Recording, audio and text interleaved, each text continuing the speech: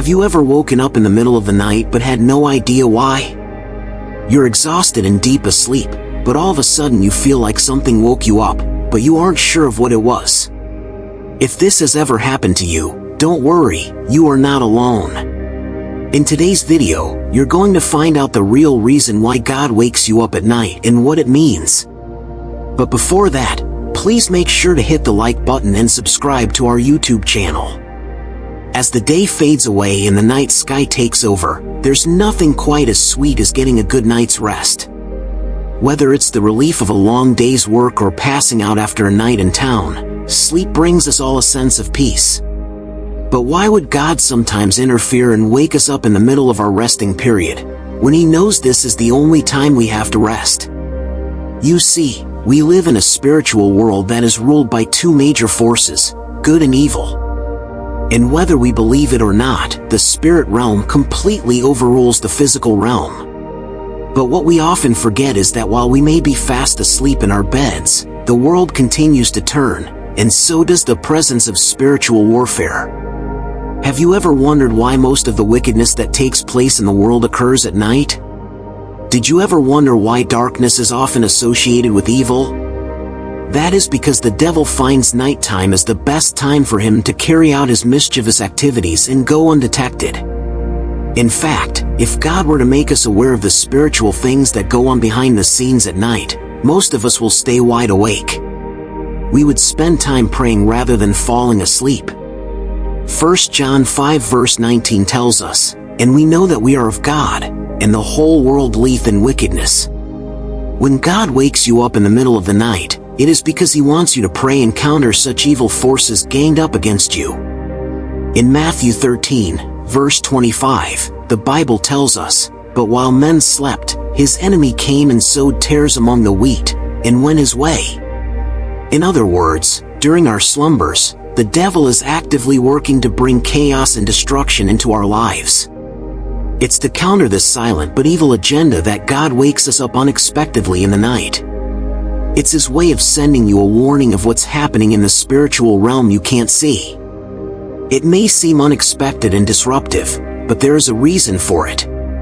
Just like the parable of the wheat and tares, He knows your enemy is always prowling and looking for a way in. He's trying to protect you and keep you safe, even when you don't realize it. He understands your vulnerabilities and can see when you are in danger. He watches for the enemy's schemes, ever vigilant and ever present, to make sure no harm befalls you when you are asleep. This is how it works. The devil knows that at night, we are most vulnerable whilst we are asleep. He knows that a sleeping man cannot pray. Whilst he is asleep, he knows a sleeping man cannot read his Bible. He also knows a sleeping man isn't conscious of his surroundings. So at night, when it's dark and the world is asleep, this is when the enemy or the devil chooses to do his work. At the same time, this is when God begins to prompt you to wake up and pray, because the best time to catch a thief is when he is in the act of stealing. In fact, at the time God wakes us up to pray at night is when the devil will most likely want to make us feel all the more sleepy.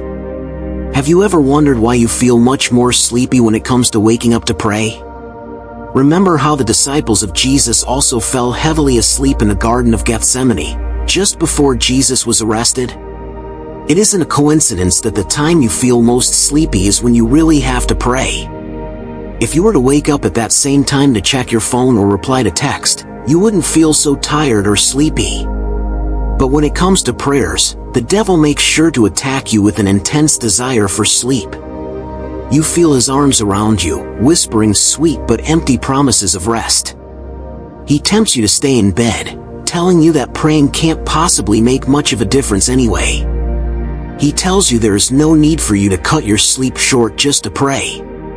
He tells you to leave the prayers till morning, and that everything is all right. But he's wrong. Whenever God wakes you up in the middle of the night, it is because He has seen the enemy attacking you and wants you to take charge spiritually. Praying can be a powerful antidote. It helps you to counteract and dismantle whatever plans the enemy has set up against you. The devil knows that if you take control of the situation and pray, you will overpower him. That's why he's sending waves of sleepiness, just enough to make you too comfortable to act. These aren't coincidences. He knows there is power in prayers, and he wouldn't want you conducting any spiritual activities that will hinder the plans he has against you. Waking up to pray might be a difficult feat, but those who heed God's call are rewarded with spiritual victory. The more sleepy you get, the more effort you should put into your prayers. As you begin to pray and as your voice rises, so does his resolve. He knows his plans have been thwarted, and that with your prayers, his insidious plans have been exposed. The truth is, many people find themselves presented with a lot of problems in their day-to-day lives. But what they often fail to realize is that God might already have woken them up once or twice to pray. He may have even made known to them their troubles in advance through dreams and visions, but they just weren't mindful enough to take action. In Job 40, verse 4, it says, "Once have I spoken, but I will not answer, twice, but I will proceed no further." This reveals that God speaks to us often, but we just don't pay attention. Don't let ignorance be the downfall of your faith. Obey that prompting to rise at night and pray diligently. Every time, you will find yourself victorious over every hidden enemy in ways you could never have imagined. In the Bible, Peter was held captive in prison awaiting execution the following day. It was during the night that an angel broke into the prison and woke the apostle from his sleep. When Peter noticed the open prison doors, he was naturally intrigued. He didn't know he had been given a herald of his Lord and quickly realized this was his one chance of freedom. He took heed and followed the angel out of the prison, and his obedience resulted in him being set free, avoiding certain death. Most have made excuses, claiming they're too tired or they're not feeling like praying, but Peter understood that obeying the Lord is better than comfort. So instead of making excuses and staying in bed, Peter woke up, followed the angel, and was set free. Another example can be seen in the life of young Samuel. When Samuel was a young boy, he was called upon by God in the middle of the night when he was sleeping. "Speak, for your servant is listening," Samuel answered in response, and in that moment, God opened up a world of wonderful possibilities. Had Samuel chosen to be lazy and slept instead, he might never have risen to be the great man he was. It's clear from this story that when God wants us to wake up at night and pray, we need to lean into our faith and obey his call. This doesn't mean we should always stay up all night praying, but it means if God prompts us to, we should. It can be tempting to just roll over and go back to sleep when we are awoken at night, but it is important to take these moments seriously and listen to what God may be trying to tell us. As much as it may be tempting to stay in bed and sleep, the importance of following his direction is obvious. You might wonder why God sometimes chooses nighttime instead of the day to give us these promptings, but the truth is, God can prompt you at any time, be it day or night. During the day, we often become too distracted in our activities to both hear God's voice and recognize spiritual dangers.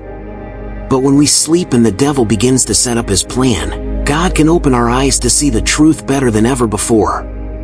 Even if it is just a few minutes of prayer, it can make a huge difference in our lives and in the spiritual battle being waged against us. But we must not forget that if we refuse to make time for God, we have already lost the battle. It takes time, focus, and commitment, but when you make it a habit of rising up in the stillness of the night to connect with God, unseen spiritual battles can be won. You will be amazed by how much a few moments in the presence of God each day can do for your spirit.